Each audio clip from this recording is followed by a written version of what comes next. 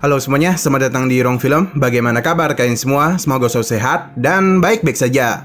Masih melanjutkan series Teletransformation karena Yanmo telah menghabisi Dilong dan para saudaranya, membuat Dinai yang adalah adik ke-9 Dilong sangat marah dan menganggap hal itu bisa terjadi karena Shinyu. Dia pun berusaha membalas dendam kepada Shinyu dan berencana untuk menghabisi keluarganya terlebih dahulu. Untung saja keluarga Shin dibantu oleh pasukan Papillon Bintang dan mereka pun berhasil mengalahkan pasukan dari kuil Joshua. Sedangkan di sisi lain, Shinyu sedang berhadapan dengan Dinai. Nah, ternyata Dinai ini ingin meledakkan jiwanya sendiri demi menghabisi Shinyu. Akibat hal tersebut, ledakan besar pun terjadi dan hal itu dirasakan oleh Lier. Yang mana dia ini pun menjadi sangat khawatir kepada Shinyu. Hofei yang mengkhawatirkan Shinyu segera kembali ke Pulau Shinsei dan berusaha untuk mencari keberadaan dari Shinyu. Dia pun terus mencari ke sana kemari, namun sayangnya Hofei tidak menemukan di mana Shinyu berada. Nah, ternyata Shinyu itu terkubur oleh bebatuan, tapi untung saja air mata meteor bisa mengobatinya dan dia pun berhasil kembali.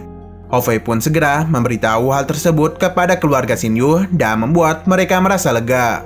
Shinyu memberitahu Hofei bahwa di ujiannya tadi ada sesuatu yang berbeda, yang mana semua kekuatan dari Guntur hanya berfokus pada Guntur ke-6. Hal itu sangatlah membuat Shinyu kesulitan, ditambah ada Dinai yang meledakkan jiwanya. Tapi untung saja ada air mata meteor dan formasi penjaga pemberian Lier yang membuat dirinya masih bisa bertahan hidup. Di sisi lain, Lier masih menunggu kepulangan dari Shinyu. Terlihat dari wajahnya ini, Lier sangatlah khawatir kepada Shinyu. Tidak ingin mengganggu pertemuan mereka, keluarga Shinyu dan Hofei pun pergi dari sana. Shinyu berterima kasih kepada Lier atas formasi yang dia berikan. Lier yang sudah sangat khawatir meminta Shinyu untuk tidak melakukan hal seperti ini lagi. Karena dia sangat takut jika Shinyu melakukan kesalahan sedikit saja, hal itu akan membahayakan nyawanya sendiri. Shinyu pun berjanji untuk tidak melakukan hal seperti itu lagi. Nah, di tengah pembicaraan, Paman Lan datang untuk memberikan selamat kepada Shinyu karena sudah berhasil melewati kesengsaraan surgawi 6-9. Karena ujian kesengsaraan berikutnya tidak begitu mudah, jadi Paman Lan meminta Shinyu untuk berhati-hati. Nah, Paman Lan yang tahu Shinyu akan pergi ke gerbang peri, meminta Shinyu untuk membawa Lier di sisinya. Shinyu sempat takut untuk membawa Lier karena di sana sangatlah berbahaya. Namun, Paman Lan memberitahu bahwa Lier ini memiliki sebuah pusaka yang bisa melindungi tubuhnya. Dan Paman Lan juga merasa keberadaan Lier di sisi Shinyu akan sangat membantu. Karena gerbang peri memiliki banyak benda pusaka, jadi banyak orang yang mengincarnya. Dan hal itu sangatlah berbahaya dan mengancam nyawanya. Jadi Shinyu harus mempersiapkan semuanya dengan matang. Ditambah dia tidak ingin Lier terluka. Karena keberangkatan mereka masih lama, jadi Shinyu meningkatkan senjata rohnya dengan permata tingkat tinggi. Tidak hanya itu, tentu saja Shinyu melakukan latihan untuk meningkatkan kemampuannya dalam bertarung. Dia sering melakukan latihan tanding dengan Xiaohe dan bahkan dia itu menggunakan bayangannya untuk saling berlatih.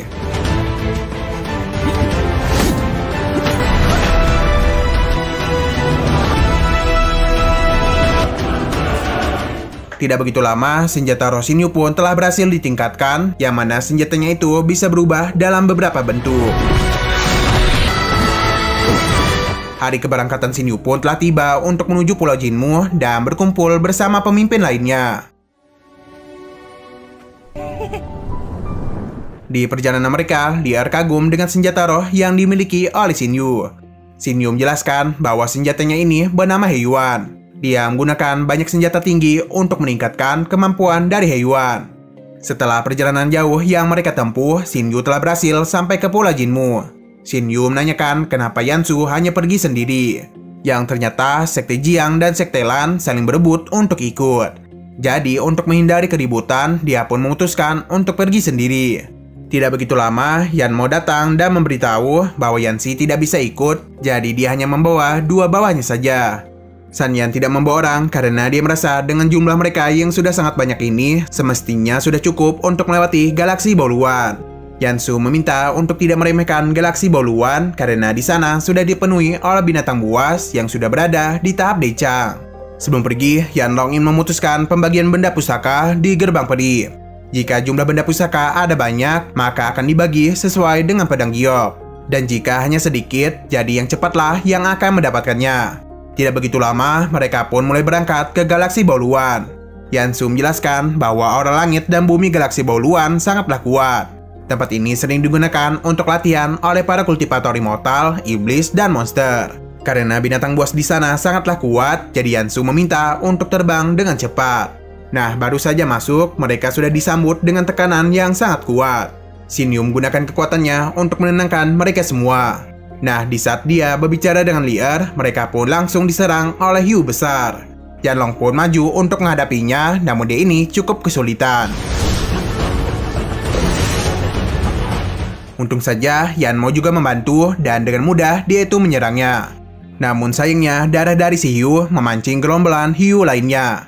Mereka yang bingung diberitahu oleh Lier bahwa para binatang bos ini tertarik dengan bau darah. Shinyu pun meminta Lier untuk berhati-hati dan tepat di saat itu juga para binatang bos pun kembali menyerang.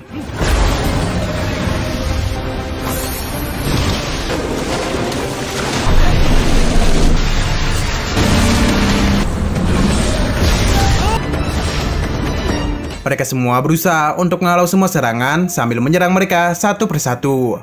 Nah, di saat mereka telah berhasil mengatasi para hiu, di saat itu juga muncullah kepiting yang sangat besar yang bahkan Yanmo dan Yanglong terlihat kecil.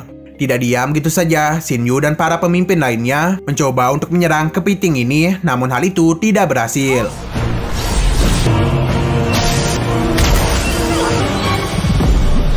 Shinyu menyadari walaupun binatang buas sangatlah kuat, tapi mereka tidak begitu pintar. Jadi dia pun meminta mereka semua untuk melarikan diri.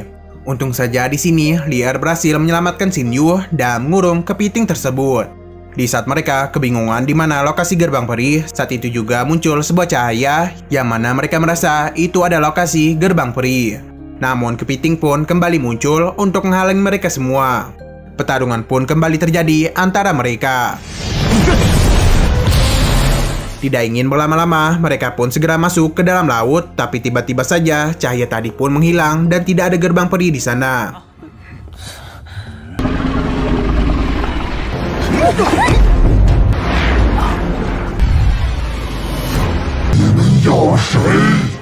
Nah, saat itu juga Shinyu meminta mereka untuk mengeluarkan pedang giok supaya mereka bisa mengetahui keberadaan dari gerbang peri. Untung saja pemikiran Shinyu benar dan mereka pun berhasil menemukan keberadaan dari gerbang peri dan membuat para monster tadi meninggoy.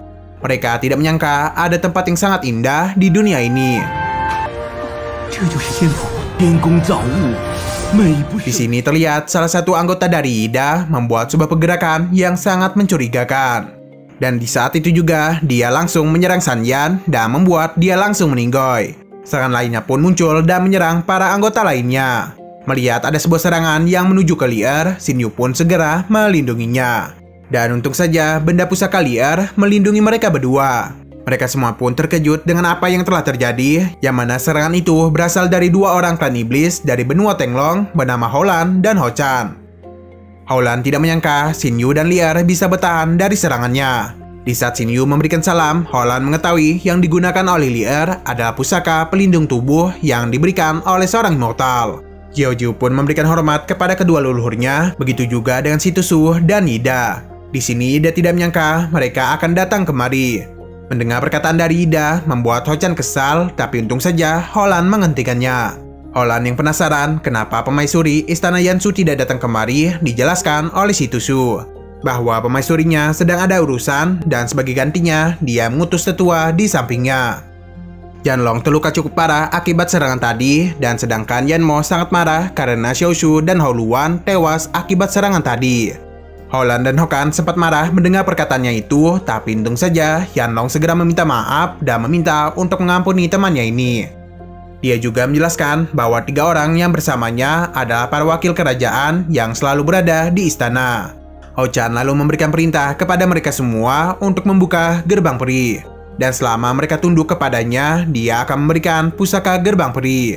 Nah, di saat itu juga ada serangan yang datang yang ternyata berasal dari Master Toshid bernama Honglian. Ketika Howlan meremehkan kedatangannya, di saat itu juga ada Master Toshid lainnya bernama Xiurao. Dia datang kemari karena kedua sekte miliknya telah banyak mati untuk mencari keberadaan dari pedang giok. Nah, ternyata bukan mereka berdua saja yang datang. Di sana sudah ada 3 leluhur dari Yansu bernama Gaming, Gansu, dan Gansan. Holland sudah mengetahui kemampuan mereka berlima dan merasa hal itu tidak akan cukup untuk menghadapi mereka berdua yang adalah praktisi iblis. Melihat kedatangan mereka, Shin Yu merasa benda pusaka di gerbang peri akan diambil alih oleh para master ini. Tapi Lier memberitahu bahwa pusaka peri akan jatuh kepada orang yang ditakdirkan. Nah, ternyata Ida mendengar perkataan mereka dan matanya itu langsung bertemu dengan mata Shin Yu. Gansu meminta untuk tidak saling berselisih karena gerbang peri tepat berada di depan mereka. Kedua saudara ini pun setuju dan mereka pun mulai memasukkan pedang giok yang adalah kunci untuk membuka gerbang peri.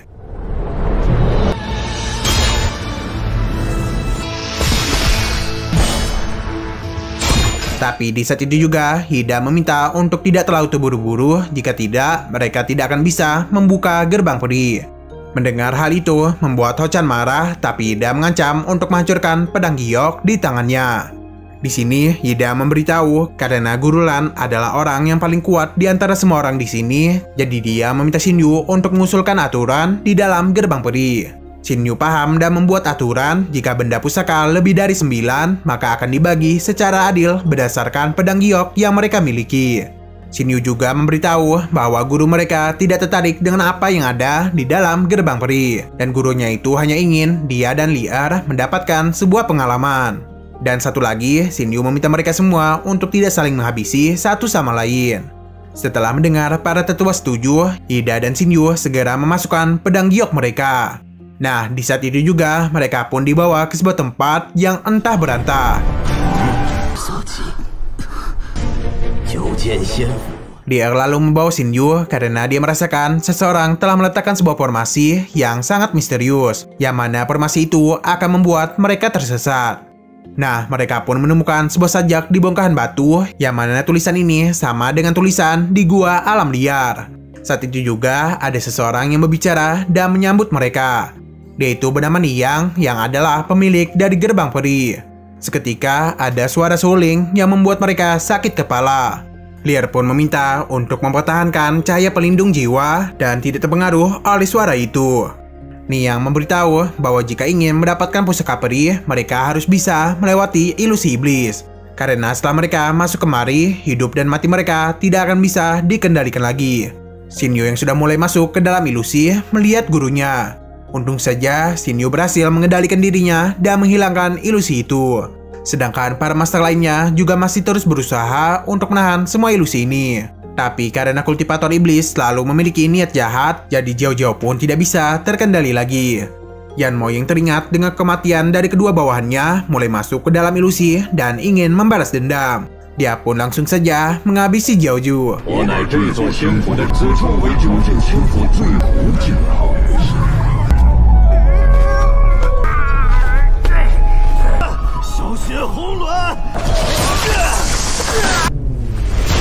Melihat hal itu, Shin Yu mulai merasa Yanmo juga akan menjadi gila.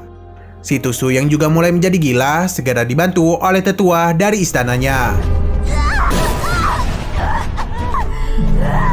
Yanmo yang sudah tidak terkendali lagi dan sangat dendam kepada klan iblis langsung saja menyeburkan si Tusu ke dalam magma. Para pemimpin terus mencoba untuk menahan ilusi ini, sedangkan di sisi lain, Qianlong yang juga ingin berenang di magma, untung saja dihentikan oleh Yanmo. Dan dia itu pun segera menahan pergerakan dari Yanlong.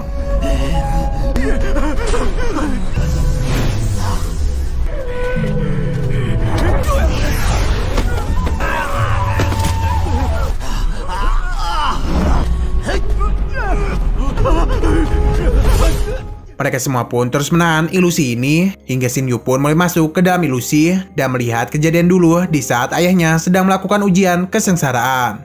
Dia yang berusaha melindungi ayahnya harus gagal karena Wu Xing berhasil menghabisi Di Qing. Shin Yu mencoba untuk menahan semua ilusi ini, namun ilusi itu terus berpindah, yang mana Shin Yu terus diperlihatkan kegagalan di dalam menyelamatkan keluarga dan sahabatnya sendiri. Bahkan dia melihat Dinai menghabisi para saudaranya dan kerajaannya.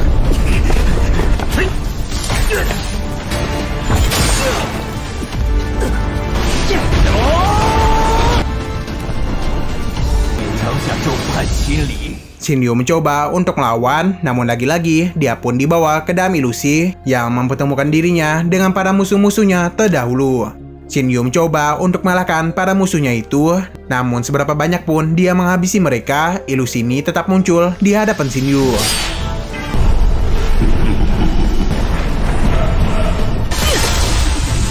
Dan di saat Shinyu mau dihabisi, untung saja liar dan mata air meteor menyadarkan Shinyu. Dia pun menghancurkan semua ilusi itu untuk keluar dan hampir saja dia dan Yang Long berenang di magma.